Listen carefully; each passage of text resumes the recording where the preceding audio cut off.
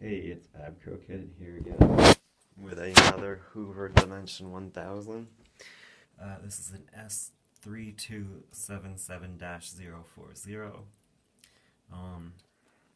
Here's the actual power nozzle cover that came off of it. The base for that,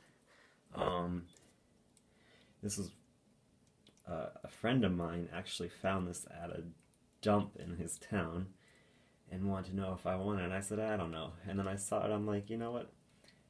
It sounds great, and it has a new replacement hose. It's a little bit shorter than the original one, but it's a little more flexible than those original ones that came with it. So I'm going to use my power nozzle from the other one, because getting back to this power nozzle, when I took it apart, the ends that hold the brush roll in, both ends just simply fell off. So obviously I need to find a new base for that one. You can tell that the graphics on the power nozzle match the graphics on the back of the machine itself, obviously. And this machine is supposed to be baby bluish. You can tell the difference in the color. And I know you can use a product called Retro Bright or something like that, and it's a little bit of an involved process where you have to wrap it up in saran wrap and put it out in the sun, and that makes the color come back on these faded plastics. So if I get time or energy to do it, I might do that. But for now, I mean, it's functional, it has all its tools. I picked up this lid on eBay recently, and I noticed that it doesn't really sit flat, so I'm wondering if this model would have had a different, if it would have had the tool lid that matches, not the see-through.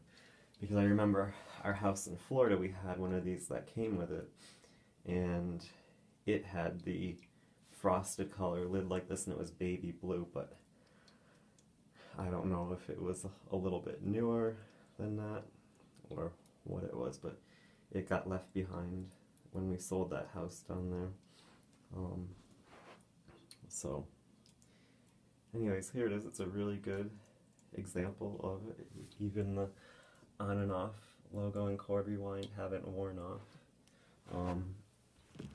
So yeah, this was clogged in the tubes, and it was clogged in the hose, so that's probably why they threw it away. And that was a matter of just turning it on and putting the handle end to the inlet, and then just doing it, alternating it back and forth a couple of times, and it just pulled the clog right through. So just goes to show you how people are with stuff nowadays. So anyways, I'll turn it on, and I've got a HEPA bag in there, but I'm not going to fight with this bag door to get it open. So yeah, I'll turn it on and do a little video and tell you what I think.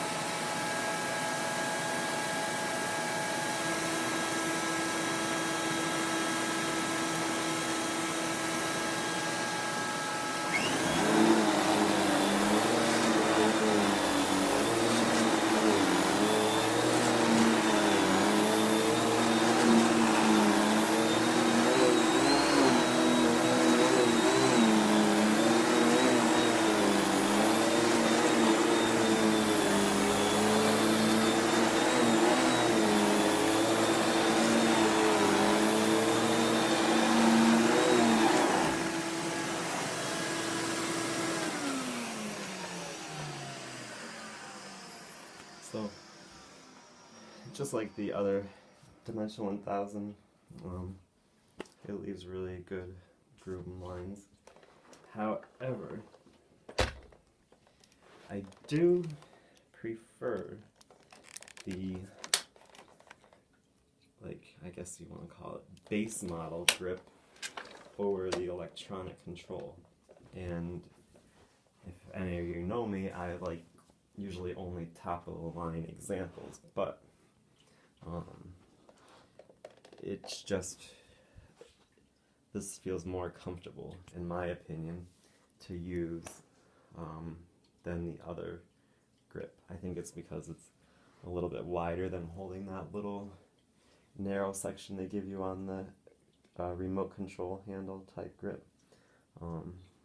But I just find it a little more pleasant to use. So yeah, I mean, it's basically like the other ones that I have, just without all the features. And again, just a really good machine, powerful, and you can tell they're built to last. I mean, they just feel substantial all around. Couple,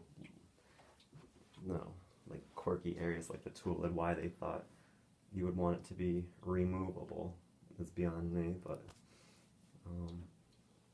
that's what they did.